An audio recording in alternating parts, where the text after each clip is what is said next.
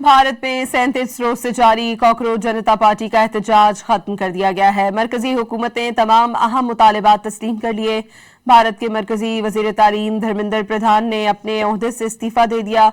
तर्जुमान cockroach जनता party ने अपने बयान में कहा कि तलबा ताकत जिंदाबाद नेक नियति के साथ एहतजाज वापस लेते हैं, मुजाहिरीन से घरों को वापस जाने की अपील करते हैं। वजीर तालीम के मुस्ताफी होने की खबर जैसे ही जंतर मंतर पर पहुंची तो वहां मौजूद तलबा और मुजाहिरीन में खुशी की लहर दौड़ गई और पूरे मैदान में जश्न का माहौल बन गया। भारत में इम्तहानी बेज़ाब्तगियों के खिलाफ सरगर्म कॉकरोच जनता पार्टी ने हुकूमत की जानिब से अपने तमाम मुतालबात तस्लीम किए जाने के बाद मुल्क गिर एहतजाज फौरी तौर पर खत्म करने का ऐलान कर दिया। पार्टी की जानिब से जारी बयान में कहा गया कि हुकूमत ने इसके तमाम बुनियादी मुतालबात तस्लीम कर लिए हैं, जिसके बाद एहतजाज खत्म करने का फैसला किया गया। कॉकरोच जनता पार्टी के सरबरा अभिजीत देवके ने मोदी सरकार पर वाजे कर दिया कि कॉकरोच से पंगा नहीं लेना। ये जो पुलिस वाले गुंडों ने हरकत करी थी 20 तारीख को,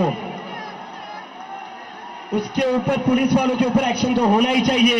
ये जो लाठियां चलाई है ना आपने अमित शाह और मोदी के नाम पर, अभी एक इस्तीफा हुआ है, याद रखना कॉकरोच से पंगा नहीं लेना है। इससे कबल भारत के मरकजी वजीर तालीम धर्मेंद्र प्रधान ने अपने ओहदे से इस्तीफा देने का ऐलान किया था।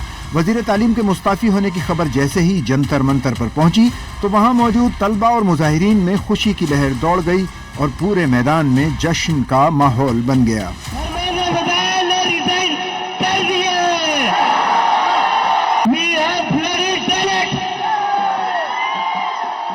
क्या कहते थे ये? क्या कहते थे? इस सरकार में इस्तीफे नहीं होते।